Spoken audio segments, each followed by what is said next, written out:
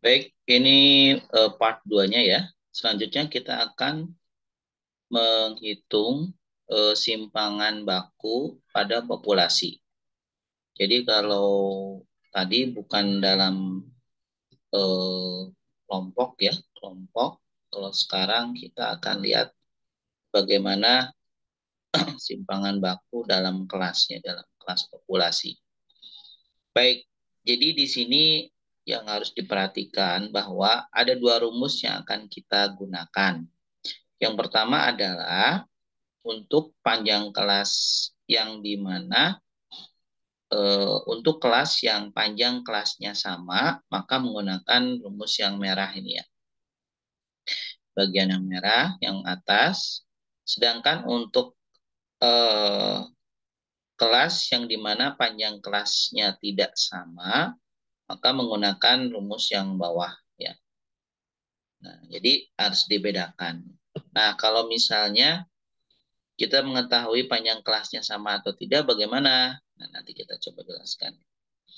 Oke, jadi untuk C ini adalah besarnya jarak interval ya. Jadi kalau ada yang panjang kelasnya sama, maka kita menggunakan rumus yang besarnya jarak intervalnya ini sudah ditentukan. Ya. Sedangkan untuk kelas yang panjang kelasnya tidak sama, maka dia menggunakan nilai tengah. Ya. Dia menggunakan nilai tengah. Baik, kita langsung ke contohnya saja. Jadi di sini ada data modal dari 40 populasi dalam jutaan rupiah ya. Telah dikelompokkan dan disajikan dalam bentuk tabel frekuensi. Di situ ada modal ya, jutaan rupiah, kemudian ada nilai tengahnya juga ya, kemudian ada frekuensi. Nah, perhatikan di sini ya. Penyelesaiannya kita harus memperhatikan panjang kelasnya sama atau tidak. Ya.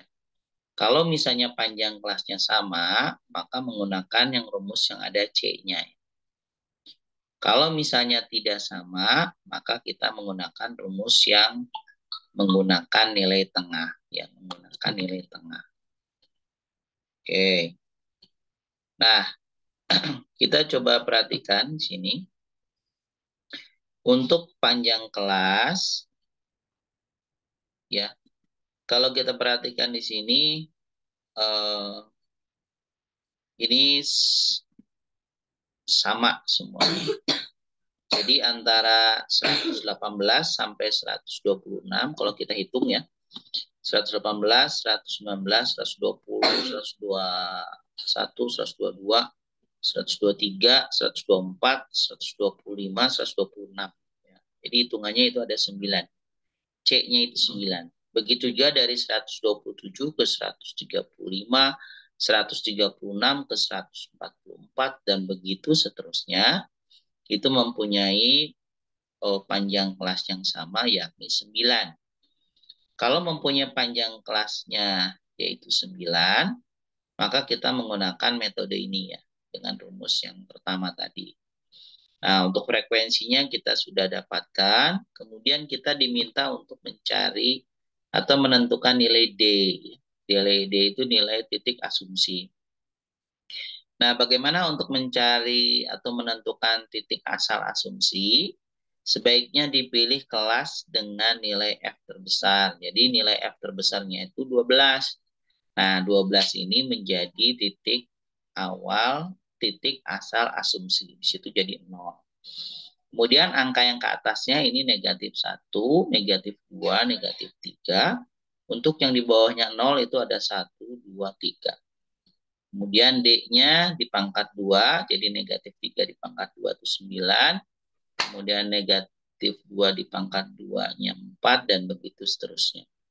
Kemudian FD kita kalikan 3 dikali negatif 3, 4 dikali negatif 2, dan begitu seterusnya. Kemudian F dikali D pangkat 2, F dikali D pangkat 2, jadi 3 dikali 9, ini 27, 4 dikali 4, 16, 10 dikali 1, 10, dan begitu seterusnya. Sehingga di bawahnya itu ada sigma ya. Sigma F kali D-nya berapa? Sigma kali FD pangkat 2-nya berapa ya. Nah, setelah kita dapatkan sigmanya, maka kita tinggal cari nilai simpangannya ya, nilai simpangannya ya, simpangan baku ya, simpangan baku sama dengan C-nya 9, akar 95 itu adalah akar sigma F kali D pangkat 2 dibagi N-nya yakni 40 dikurangi negatif 7. Negatif 7-nya itu FD-nya, sigma FD. Kemudian dibagi 40 di pangkat 2. Sehingga hasilnya adalah simpangan bakunya 13,79. Jangan lupa memasukkan satuannya dalam jutaan rupiah. Sehingga hasilnya 13.780.000 ya. Nah, kalau misalnya sama, sekali lagi diceknya, melihat selisih ataupun panjang kelas ya. Jangan lupa mengecek panjang kelasnya. Kalau konsisten dari panjang kelasnya dari kelas yang pertama sampai kelas yang terakhir, maka menggunakan rumus dengan panjang kelas yang sama. Ya. Nah, kemudian di slide berikutnya kita lihat di sini kita disuruh menghitung simpangan baku untuk data ujian statistik 2 dari 50 mahasiswa Akademi Ilmu Statistik. Jadi di situ kita bisa lihat nilai tengahnya ada yang berbeda tuh di kelompok terakhir. Nah, karena nilainya berbeda, artinya di sini ada jarak antar kelasnya ya, itu tidak sama. Kalau tidak sama, maka menggunakan yang median ya, yang median. Jadi median di sini 30 ditambah 39 dibagi 2 ya. Muncul angka medianya 34,5, 44,5, 54,5 sampai 95. Nah, kemudian medianya di pangkat 2, di pangkat 2, kemudian frekuensinya sudah ada di contoh. Kemudian FM-nya berarti 4 dikali 1190,25, hasilnya FM-nya 135. Kemudian F kali M pangkat 2-nya ya, 4 dikali 1160,25, hasilnya 4761 dan begitu seterusnya. Sehingga nanti kita bisa mendapatkan sigma F-nya adalah 50, sigma F M-nya 3255, kemudian sigma FM pangkat 2-nya ini 225.382,5. Baru kita masukkan ke dalam rumusnya ya. Rumusnya simpangan bakunya sama dengan akar 1/N.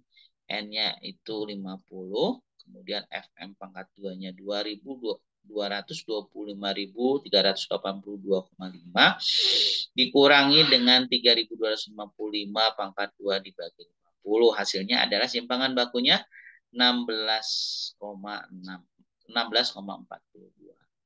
Nah, silakan coba juga untuk simpangan baku yang kelasnya tidak sama. Jadi, jangan lupa untuk mengecek setiap kelas apakah panjang kelasnya memang konsisten atau sama atau tidak sama. Kalau tidak sama, menggunakan rumus yang kedua. Kalau sama, menggunakan rumus yang pertama. Oke, mungkin itu saja yang saya sampaikan. Terima kasih. Kita akhiri dengan wassalam. Terima kasih.